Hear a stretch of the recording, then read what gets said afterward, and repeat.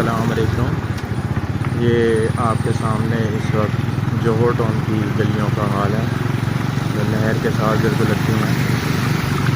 अभी सुबह यहाँ पे अच्छी खासी तकरीबन कोई 2-2.5 घंटे बारिश हुई है और उसके बाद यहाँ पे बहुत ज़्यादा जो है ना वो पानी आ गया है।